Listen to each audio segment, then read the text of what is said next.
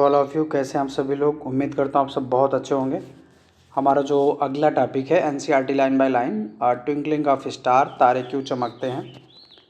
तो line by line explain करेंगे। आप जब भी इस वीडियो को देखिए तो आप अपनी बुक सामने रख लीजिए, हाइलाइटर उठा लीजिए और देखिए कौन से पॉइंट इंपॉर्टेंट है, कौन सा कॉन्सेप्ट इंपॉर्टेंट है। ठीक है। The twinkling of star is due to atmospheric refraction of star light. ठीक है।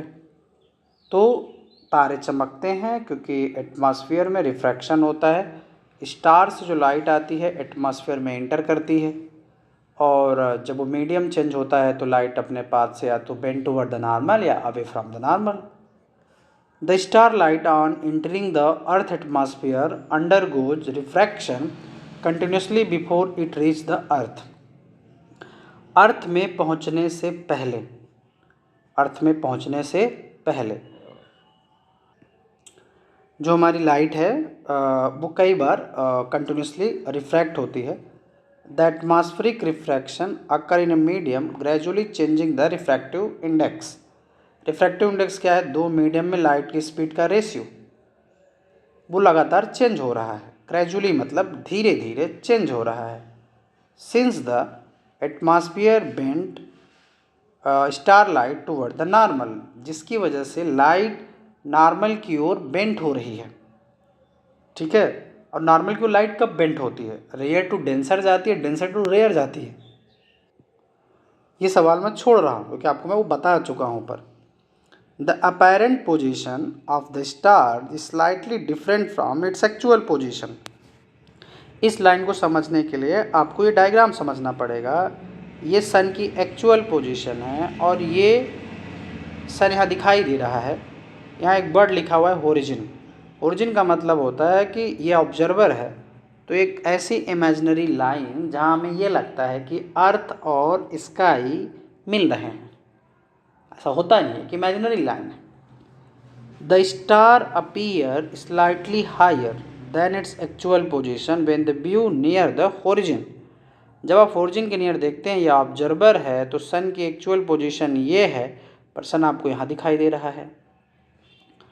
Further this apparent position of the star is not a stationary. तो ये भी स्टेशनरी नहीं है। स्टेशनरी का मतलब होता है एक जगह फिक्स नहीं है, कांस्टेंट नहीं है, बट कीप्स ऑन चेंजिंग, वही लगातार बदल रहा है, स्लाइटली धीरे धीरे। Since the physical condition of the earth atmosphere are not stationary, क्योंकि अर्थ की फिजिकल कंडीशन एक जैसी नहीं है, वो लगातार चेंज हो रही है। अर्थ का टेम्परेचर चेंज हो रहा है, एयर की डेंसिटी चेंज हो रही है, as was the case in the previous paragraph. ठीक है, आप ऊपर देख चुके हैं। Since the star are very distant, तारे बहुत दूर होते हैं अर्थ से। They approximate point size source of light. Point size क्या होता है? जैसे क्रिकेट की बॉल बहुत छोटी होती है पर वो पूरे ग्राउंड में मोशन कर लेती है, अपने साइज़ के कंपेयर में ज़्यादा डिस्टेंस कवर कर रही है, तो वो जो क्रिकेट की बॉल है पॉइंट साइज है। तो यहाँ पे लाइन कह रहा है कि since star are very distant, बहुत दूर होते हैं, they approximate point size source of light. ठीक है, पॉइंट साइज की तरह दिखते हैं। As the path of ray of light coming from the star goes on varying slightly. तो जो रे ऑफ लाइट है जो स्टार से आ रही है वो लगातार वेरी कर रही है। The apparent position of the star fluctuate and the amount of star light entering the eye flicker. तो जो सनलाइट ऑब्जर्वर की आंखों में पहुंच रही है और बार बार फ्लिक कर रही है। और star some time appear brighter, कभी कभी वो ब्राइटर दिखते हैं, and some other time fainter, fainter मतलब धुंधला धीमा वैसा दिख रहा है। Which is the twinkling effect, ये तारों का ट्विंकलिंग इफेक्ट है। तो इस पैराग्राफ को बहुत सिंपल वे पे अगर समराइज़ किया जाए तो ये स्टार है, स्टार से लाइट आ रही है, अर्थ के एटमॉस्फेयर में इंटर कर रही है तो रिफ्रैक्शन हो रहा है, अर्थ की फिजिकल कंडीशन लगातार चेंज हो रही है, तो जो ऑब्जर्वर के पास पहुंच रही है लाइट वो कंटिन्यूसली रिफ्रैक्शन के बाद पहुंच रही है। ठीक है, ये इस पैराग्राफ का मतलब है। अगला कि अगर तारे चमक रहे हैं, why don't the planet twinkle. ठीक है, आपने बचपन में एक ट्विंकल ट्विंकल लिटिल स्टार सुना था, आपने ये नहीं सुना था twinkle twinkle little planet, planet. ठीक है, तो प्लेनेट क्यों नहीं चमकते भाई? The planet are much closer to the earth के बहुत पास होते हैं, and stars are incredibly far away, so they look like a tiny star, वो बहुत दूर होते हैं, ठीक है, इसलिए वो पॉइंट साइज के दिखते हैं। लेकिन हमारा प्लेनेट एक एक्सटेंडेड सोर्स की तरह दिखता है। किस तरह दिखता है? एक्सटेंडेड सोर्स की तरह दिखता है, क्योंकि अर्थ के नेबर्स हैं planet. If we consider a planet as a collection of large number of point size source of light, हम थोड़ी देर के लिए मान लेते हैं कि प्लेनेट के पास बहुत ज़्यादा लार्ज नंबर में पॉइंट साइज के सोर्स ऑफ लाइट हैं, ठीक है, बहुत ज़्यादा सोर्स ऑफ लाइट, बड़ी क्वांटिटी में। तो जब ये अलग अलग पॉइंट से लाइट हमारी आँखों में इंटर करेंगे, यहाँ कह रहा कि the total variation in the amount of light entering our eye, तो लाइट में जो वेरिएशन हो रहा है और लाइट जो हमारी आंखों में एंटर कर रही हैं from the individual point size source will be average out to zero, thereby nullifying the twinkling effect, ठीक है। तो जो आंखों में हमारी लाइट आ रही है ना, वो लगभग लगभग उनका एवरेज जीरो हो जाएगा, average out to be zero, जिससे वो जो एक ट्विंकलिंग वाला इम्पैक्ट है वो कम हो जाएगा। इसलिए प्लेनेट नहीं चमक रहे। प्लेनेट चमकने के लिए ये जो मैंने बताया था, लाइट एटमॉस्फेयर में इंटर करे, रिफ्रैक्टिव इंडेक्स चेंज हो, फिजिकल कंडीशन लगातार बदलती रहती है, तो ये बहुत पास होते हैं, और बहुत पास होने की वजह से जो इनमें वेरिएशन होता है वो एक दूसरे को कैंसिल आउट कर देते हैं। लाइट में जो वेरिएशन हो क्या होंगे? कैंसिल आउट कर देंगे। तो ट्विंकल क्यों नहीं चमकते हैं भाई, सॉरी प्लेनेट क्यों नहीं शाइनिंग करते? सिंपल सा है, much closer to the earth, earth के बहुत पास हैं, एक्सटेंडेड सोर्स हैं, ठीक है, याद रखना एक्सटेंडेड सोर्स है, और जो लाइट आ रही ना variation cancel out to each other, एक दूसरे को कैंसिल कर रहे हैं, और रिजल्ट कितना आ रहा? जीरो, इसलिए प्लेनेट चमकते नहीं हैं। तो advance sun rise and delay sunset, तो the sun is visible us about 2 minute before the actual sunrise, sunrise होने से पहले 2 मिनट पहले हमें सन दिखाई देता है, and about 2 minute after the actual sunset, और सनसेट होने के 2 मिनट बाद। क्यों हो रहा है सब? तो एटमॉस्फेरिक रिफ्रैक्शन की वजह से हो रहा है। एटमॉस्फेरिक रिफ्रैक्शन क्या होता है मैंने आपको ऊपर बताया था। By actual sunrise we mean the actual crossing the horizon by the sun, figure 10.10 मैंने आपको एक्सप्लेन किया था, और होरिजन का मतलब बताया था। So the actual and apparent position of the sun with respect to the horizon, इस सन जहाँ है वहाँ ना दिखाई दे करके थोड़ा ऊपर दिखाई दे रहा है, शिफ्ट कर रहा है ऊपर। तो the time difference between actual sunset and apparent sunset is about 2 minute. ये पूछ सकता है, याद रखिएगा कि सन में जो डिफरेंस है कितने मिनट का है एक्चुअल सनसेट और अपेरेंट सनसेट में। The apparent flattening of the sun disc at the sunrise and sunset is also due to the same phenomena है, और ये सब हो रहा है एटमॉस्फेरिक रिफ्रैक्शन ऑफ लाइट। किस वजह से हो रहा? Atmospheric refraction of light. अगली हेडिंग है स्कैटरिंग ऑफ लाइट, ठीक है, तो समझिएगा बहुत ध्यान से। The interplay of light with object around us give rise to several spectacular phenomena in nature. Light जो है ना वो हमारे आसपास की जो ऑब्जेक्ट होते हैं उनके साथ बहुत बहुत ही क्या बोल सकते हैं, इंटरप्ले लाइक की कई ब्यूटीफुल और अमेजिंग विजुअल हमें हमारे नेचर में दिखाई देते हैं, ठीक है। जैसे the blue colour of the sky, आसमान नीला दिखाई देता है। Colour of the water in the deep sea, अगर समुद्र बहुत गहरा है तो उसके पानी का रंग नीला दिखाई देता है, ठीक है।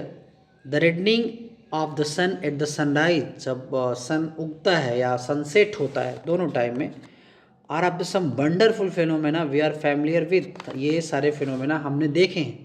ये सब क्यों हो रहे हैं? इन द प्रीवियस क्लासेस में you have learn about the scattering of light by the colloidal particles, ठीक है। The path of beam of light passing through a true solution, यहाँ 2 वर्ड आ रहे हैं। एक अगर कोलाइडल पार्टिकल क्या होता है, एक ट्रू सोल्यूशन क्या होता है। अगर आप ये समझ पाएंगे तो बहुत आसानी समझ सकते हैं। तो कोलाइड पार्टिकल्स क्या होते हैं? आपने अपने लाइफ में ना ऐसा देखा होगा कि मान लो कोई एक रूम है और डार्क रूम है और उसमें धूल भरी हवा है, तो जैसे सनलाइट इंटर करती है ना तो उसमें जो टिनी डस्ट पार्टिकल्स होते हैं वो फ्लोट करते रहते हैं। वो जो फ्लोटिंग डस्ट पीसेस हैं ना, उसी को बोलते हैं कोलाइड पार्टिकल्स। क्या बोलते हैं? Collide particles. कोलाइड पार्टिकल्स ऐसे होते हैं कि जब क्या होता है कि उनसे लाइट टकराती है ना, तो लाइट को फैला देते हैं। तो जो लाइट का पाथ है वो हमें क्लियर दिखाई देता है, उसे क्या बोलते हैं? Colloid particle. ठीक है, जब कोई भी चीज़ समझना तो वर्ड समझा करो। और इस पे अगला जो है ट्रू सोल्यूशन। ट्रू सोल्यूशन समझने के लिए आप बहुत सिंपल पे समझिए कि आप नमक और पानी ले लीजिए, साल्ट वाटर ले लीजिए। तो आप देखेंगे कि साल्ट पानी में कम्प्लीटली घुल गया है और पानी बिल्कुल साफ़ है। पानी क्या है? साफ़ है। तो इसे हम क्या बोलते हैं? True solution. मतलब इसमें नो लाइट पाथ विजिबल। ठीक है, नो लाइट पाथ विजिबल। तो यहाँ पे आगे आप समझ में आएगा आप दोनों वर्ड कि the path of beam of light passing through a true solution is not visible. अगर लाइट किसी ट्रू सोल्यूशन से जाएगी तो उसका पाथ दिखाई नहीं देगा। ठीक है, however its path become visible through a colloid solution, colloidal solution. Colloidal solution में आपको लाइट दिखाई दे रही है where the size of particle is relatively larger, जबकि वहाँ साइज बड़े भी हैं। पर ट्रू सोल्यूशन में लाइट विजिबल क्यों नहीं है? स्कैटरिंग ऑफ लाइट का थॉट आपके दिमाग में डालना चाहता है। बोल रहा है कि जब path of beam of light passing through a true solution is not visible, दिखाई नहीं दे रहा है, पर कोलाइडल सोल्यूशन में वो दिखाई दे रहा है लाइट का पाथ। ऐसा क्यों हो रहा है? तो अगला इसी में दिया गया टिंडल इफेक्ट। क्या दिया गया है? Tyndall effect. तो इसको समझने के लिए एक एक लाइन पहले हम पढ़ेंगे, फिर वर्ड समझेंगे। The earth atmosphere is a heterogeneous mixture of minute particle. जो हमारा अर्थ का एटमॉस्फेयर है वह यहाँ हेट्रोजीनियस मिक्सर। हेट्रोजीनियस मिक्सर का मतलब होता है कि कोई रेशियो फिक्स नहीं है, बहुत सारी चीज़ें मिली हुई हैं। जैसे हमारे एटमॉस्फेयर में डस्ट है, वाटर ड्रॉपलेट्स हैं, है ना, बहुत सारी, मतलब containing million of different microscopic substance floating together. ठीक है, हमारे अर्थ एटमॉस्फेयर में दीज पार्टिकल, उन पार्टिकल में जब हम बात कर रहे थे, इंक्लूड स्मोक, स्मोक है, टिनी वाटर है, ड्रॉपलेट है, सस्पेंडेड पार्टिकल्स हैं, ऑफ डस्ट है, मॉलिक्यूल्स ऑफ एयर हैं। ये सारे के सारे हमारे अर्थ के एटमॉस्फेयर में पाए जाते हैं। When a beam of light, जब लाइट का बंडल स्ट्राइक सच फाइन पार्टिकल्स, इन पार्टिकल से टकराता है, the path of beam becomes visible, तो लाइट का पाथ दिखता है। द लाइट रीचेस अस, और लाइट हम तक पहुंचती है after being reflected diffusely by this particle, इन पार्टिकल से रिफ्लेक्टेड होने के बाद लाइट हमें दिखती है। तो द फिनोमेना ऑफ, एक ऐसी घटना, scattering of light by the colloidal particles give rise to Tyndall effect. ठीक है, तो लाइट के पार्टिकल जो टकरा रहे हैं हेट्रोजीनियस मिक्सर में, जो जो चीज़ें हैं और वो हमें दिख रहे हैं, इस फिनोमेना को हम क्या बोलेंगे? Tyndall effect, which you have study in the class IX, 9th class में आपने पढ़ा होगा। This phenomena is seen when a fine beam of sunlight inter A smoke field room, किसी कमरे में स्मोक है और वहाँ लाइट इंटर कर रही है, थ्रू ए स्मॉल होल, एक बहुत छोटे होल के थ्रू। दस scattering of light make the particle visible. इसको समझने के लिए ना गांव में ना जानवरों की भूसा रखने की एक जगह होती है, और वहाँ अगर लाइट थोड़ी सी इंटर करती है तो वहाँ आप टिंडल इफेक्ट बहुत आसानी से देख सकते हैं ना। ठीक है, टिंडल इफेक्ट अगर भूसे वाले घर में, Tyndall effect can be also be observe when sunlight passes through a canopy of a dense forest, here tiny water droplets in the mist scattered light। तो जब किसी जंगल में जो डेंस फॉरेस्ट होगा, घना जंगल होगा, वहाँ जब लाइट पास करती है तो वहाँ वाटर की ड्रॉपलेट्स रहती हैं और वहाँ लाइट स्कैटर्ड होती है। तो ये बता रहा है कि आप कहाँ कहाँ स्कैटर्ड का फिनोमेना देख सकते हैं। तो डेंस फॉरेस्ट में जब लाइट इंटर करेगी, तो जैसे इंटर करेगी तो लाइट का पाथ वहाँ विजिबल होता है, और लाइट का पाथ जब विजिबल होता है तो पाथ हमें दिखता है। ठीक है, आगे कह रहा है कि मिस्ट का मतलब होता है धूल। क्या होता है? धूल। The colour of scattered light depend on the size of the scattering particles. यह इस बात पर डिपेंड करता है कि जिस लाइट पार्टिकल से लाइट स्कैटर्ड हो रही है वह उनका साइज क्या है। Very fine particle scattered mainly blue light, अगर पार्टिकल का साइज अच्छा है तो वो ब्लू लाइट को स्कैटर करते हैं, while particle of larger size, अगर उनका साइज बहुत ज़्यादा है, scattered light of longer wavelength, तो जिन लाइट की वेवलेंथ ज़्यादा होती है उनको स्कैटर्ड करते हैं।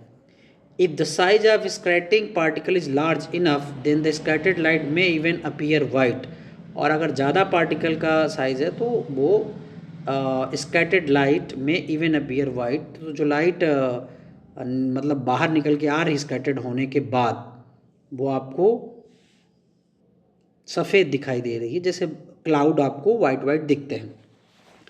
तो इस पूरे पैराग्राफ में वो आपको टिंडल इफेक्ट समझा रहा है। टिंडल इफेक्ट बहुत सिंपल सा है कि जब कोई भी लाइट किसी हेट्रोजीनस मिक्सर से गुजरती है तो वहाँ पे लाइट का पाथ विजिबल हो जाता है। कोलाइडल पार्टिकल से गुजरेगी तो वहाँ लाइट का पाथ विजिबल हो जाता है, इसे हम टिंडल इफेक्ट कहते हैं। टिंडल इफेक्ट में जो स्कैटर्ड पार्टिकल का साइज है वो छोटे होंगे तो क्या होगा, बड़े होंगे तो क्या होगा, इस वाले पैराग्राफ में समझाया गया है। Why is the color of the clear sky blue? आसमान का रंग नीला क्यों होता है? ठीक है। The molecule of air and other fine particles in the atmosphere have size smaller than the wavelength of visible light. Visible light क्या है? जो सन से आती है, जिसकी वजह से हम किसी ऑब्जेक्ट को देख पाते हैं। तो हमारे एटमॉस्फेयर में जो हवा के पार्टिकल्स हैं बहुत सारे, एयर के, नाइट्रोजन, ऑक्सीजन और भी जो बहुत सारी चीज़ें हैं, तो सन से आने वाली लाइट की वेवलेंथ के कंपेयर में बहुत छोटे होते हैं। ठीक है, तो इतने छोटे होते हैं कि जो सन से लाइट आ रही है, विजिबल लाइट, उसकी वेवलेंथ से भी छोटे होते हैं। These are more effective in the scattering light of shorter wavelength at the blue than light of the longer wavelength at the red. आप सब बहुत पहले से पढ़ते और सुनते आ रहे हैं कि जो रेड कलर होता है उसकी वेवलेंथ ज़्यादा होती है, पढ़े हैं। तो जो छोटे साइज़ के पार्टिकल्स हैं, ठीक है, तो इनकी वेवलेंथ कम है, और जब वेवलेंथ कम है तो ये लाइट को ज़्यादा फैला देते हैं। तो जब लाइट ज़्यादा फैल रही है तो ब्लू कलर आ रहा है। कौन सा आ रहा है? Blue colour. और जब लाइट ज़्यादा नहीं फैल रही, दूर तक जा रही है, तो वो रेड कलर आ रहा है। इसलिए रेड कलर की वेवलेंथ क्या होती है? ज़्यादा होती है। तो यहाँ बस ये बता रहा है कि more effective scattering of light shorter wavelength at the blue, ठीक है, and then the light of longer wavelength at the red. ठीक है, the red light has the wavelength about 1.8 times greater than the blue light. याद रखिएगा, जो red light है उसकी जो वेवलेंथ 1.8 टाइम्स ज़्यादा है, किससे? ब्लू लाइट से। तो दोनों कलर के बीच का जो डिफरेंस है वो कितना जा रहा है? 1.8 times greater than the blue light. दस, इसलिए when sunlight passes through the atmosphere, जब हमारी सनलाइट एटमॉस्फेयर में जाती है, the fine particle in air scattered the blue colour more strongly than red. तो सवाल यही था कि why is the colour of sky blue? तो जब लाइट एटमॉस्फेयर से गुजरेगी तो जो एयर के जो मान्यूट पार्टिकल हैं वो रेड कलर के कंपेयर में ब्लू कलर के चारों तरफ बहुत तेज़ी से स्कैटर्ड होते हैं। रेड नहीं स्कैटर्ड हो रहा, कौन स्कैटर्ड हो रहा? ब्लू हो रहा। The scattered blue light enter our eyes, और वही लाइट हमारी आँखों में आ रही है। If the earth had no atmosphere, अगर अर्थ, यहाँ से एक आंसर राइटिंग भी करेंगे, सवाल मिलेगा कि अगर अर्थ के पास एटमॉस्फेयर नहीं होता, there would not have seen any scattering, तो हमें स्कैटरिंग देखने को नहीं मिलती। स्कैटरिंग देखने क्यों नहीं मिलती? क्योंकि पार्टिकल्स ही नहीं होते। पार्टिकल्स नहीं होते तो लाइट स्कैटर्ड नहीं होती। Then the sky would have look dark, तब आसमान बिल्कुल ब्लैक कलर का दिखाई देता। और जो एस्ट्रोनॉट होते हैं वो एटमॉस्फेयर से ऊपर चले जाते हैं तो उनको आसमान काले कलर का दिखाई देता है। The sky appear dark to passenger flying at very high altitude, जो बहुत हाइट पे होते हैं उनको आसमान कैसा दिखाई देता है? डार्क दिखाई देता है। इवन दिन के टाइम पे भी बहुत ब्लैक और ब्लैक दिखाई देता है। As scattering is not the prominent at such a height, you might have observe that the danger signal lights are red in colour. जो डेंजर सिग्नल होते हैं वो रेड कलर के होते हैं, क्योंकि लाइट जो है रेड कलर में स्कैटर्ड नहीं हो रही है। Do you know why the red is least scattered? Red कम से कम स्कैटर्ड होता है बाई फॉग और smoke, therefore it can be seen in the same colour at the distance. इसलिए जो डेंजर सिग्नल होते हैं वो रेड कलर के बनाए जाते हैं। तो ओवरऑल इस पूरे पैराग्राफ में आपको यह बताया जा रहा है कि क्यों ऐसा क्यों हो रहा है। एक क्वेश्चन है कि स्कैटरिंग ऑफ लाइट का जो प्रैक्टिकल चीज़ें हैं, क्योंकि रेड कलर की वेवलेंथ ज़्यादा होती है तो वो आसानी से फैल नहीं रही है, न तो स्मोक में और न ही फॉग में। और जो आपका आसमान है वो ब्लू कलर का दिखाई दे रहा है, एस्ट्रोनॉट को ब्लैक कलर का दिखाई दे रहा। तो इस पूरे पैराग्राफ में ही एक्सप्लेन किया गया, तो आप पढ़ेंगे तो आपको बहुत आसानी समझ में आएगा। ठीक है, तो कंक्लूजन ये निकालिए कि हमारे एटमॉस्फेयर में जो बहुत ही मान्यूट पार्टिकल हैं वो लो वेवलेंथ वाली लाइट को ज़्यादा स्कैटर्ड कर देते हैं, ज़्यादा फैला देते हैं, इसलिए हमारा आसमान नीला दिखाई दे रहा है। और अगर यही एटमॉस्फेयर नहीं होता तो बिल्कुल स्कैटरिंग नहीं होता और आसमान बिल्कुल ब्लैक दिखाई देता। और जो रेड कलर के लिए मतलब रेड कलर यूज़ हो रहा है डेंजर सिग्नल को भेजने में, क्योंकि इसकी वेवलेंथ बहुत ज़्यादा है तो स्कैटर्ड कम होगा। मतलब आप समझिए कि वेवलेंथ और स्कैटर्ड इन्वर्सली रिलेट कर रहे हैं। ठीक है, ओके, तो अब आगे चलते हैं। What you have learn chapter ख़त्म होता है और आपने इसमें क्या क्या सीखा। The ability of the I focus on both near and distant object by adjusting it's focal length. आँखों में खुद फोकल लेंथ एडजस्ट करने की कैपेसिटी पाई जाती है, इसे हम बोलते हैं एकोमोडेशन ऑफ द आई। ठीक है, the smallest distant at which the eye can see the object clearly without strain, बिना स्ट्रेन के देख पाती है, उसे हम बोलते हैं called the near point of the eye और least distance of distinct vision. ठीक है, वो कहलाएगा कितना होता है ह्यूमन आई में 25 सेंटीमीटर। मतलब 25 सेंटीमीटर के दायरे में आप सब कुछ क्लियर देख पा रहे हैं तो आपकी हेल्दी आई है। The common diffractive defect of vision including myopia, hypermetropia and presbyopia. Myopia मतलब शार्ट साइटनेस, तो इमेज जो होगी डिस्टेंट ऑब्जेक्ट की focused before the retina, retina के पहले बन जाएगी। इसको करेक्ट करेंगे कॉन्केव लेंस के थ्रू, ये सब पढ़ा चुका हूँ।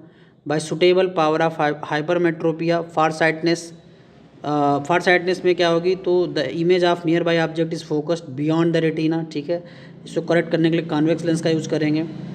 और the eye loses its the power of accommodation at old age, जब आप बूढ़े होते हैं तो आपकी पावर ऑफ एकोमोडेशन क्षमता कम हो जाती है। The splitting of white light into its component colour is called dispersion. ठीक है, तो जब लाइट है वाइट कलर वो 7 कलर में डिवाइड हो रही थी उसे डिस्पर्शन बोल रहे थे। Scattering of light cause the blue colour of the sky, हमारा आसमान नीला कलर दिखाई दे रहा है क्योंकि स्कैटरिंग ऑफ लाइट की वजह से। ठीक है, ये है आपका एक्सरसाइज। तो इसमें कुछ क्वेश्चन दिए गए हैं, कुछ एक्सरसाइज के MCQ हैं, उन्हें देख लीजिए। The human I can focus on an object at different distance by the adjusting the focal length of I lens is called accommodation, power of accommodation. आँखें खुद फोकल लेंथ एडजस्ट कर पा रही हैं। The human I form the image of an object, तो human आई में image कहाँ बनेगी, रेटिना पे बनेगी। The least distance of distinct vision for young adult, young अभी बता रहा था कुछ देर पहले 25 सेंटीमीटर होगा। The focal length, the change in focal length of an eye lens is caused, अगर आई की फोकल लेंथ चेंज हो रही है तो सैलरी मसल्स की वजह से हो रही होगी। ठीक है, प्यूपिल क्या करता है, रेटिना क्या करता है आपको पता है, आइरिस क्या करता है। फिर ये क्वेश्चन नंबर 5, 6, 7 एक न्यूमेरिकल्स हैं, इन्हें आपको लगाना चाहिए। क्वेश्चन नंबर 8 जब आप पैराग्राफ पढ़ेंगे, why is normal eye not able to see clearly the object placed closer than 25 centimetre, blur दिखेगा। क्योंकि देखो NCERT की एक्सरसाइज में जो भी सवाल है आप पहले पूरी बुक पढ़ लीजिए और इनको नहीं सिर्फ पेंसिल लिख लीजिए और रट लीजिए, आप पहले पूरी बुक रीडिंग करिए और बुक रीडिंग करने के बाद ये सोचिए कि ये सवाल हमसे बन रहे हैं कि नहीं बन रहे हैं। एक दूसरी बार रीडिंग करिए, आप सारे सवालों का जवाब बुक में दिए जाते हैं भाई। What happens to the image distance in the eye when the increase at distance of an object from the eye, अगर हम ऑब्जेक्ट का डिस्टेंस बढ़ा दें तो क्या होगा। अभी डिस्कस किए वाई डू स्टार ट्विंकल, तारे क्यों चमकते हैं। Explain why the planet do not twinkle, सारे पैराग्राफ में वो लिखा हुआ है। Why does the sky appear dark instead of blue at an astronaut, astronaut को आसमान क्यों ब्लैक कलर का दिखाई देता है। तो ये सारी चीज़ हम डिस्कस कर चुके हैं और इस तरीके से ये चैप्टर ख़त्म होता है। थैंक यू, और थोड़ा सपोर्ट करिए, आपको सपोर्ट हमें मोटिवेशन देगा ताकि मैं और मेहनत कर सकूं। Thank you.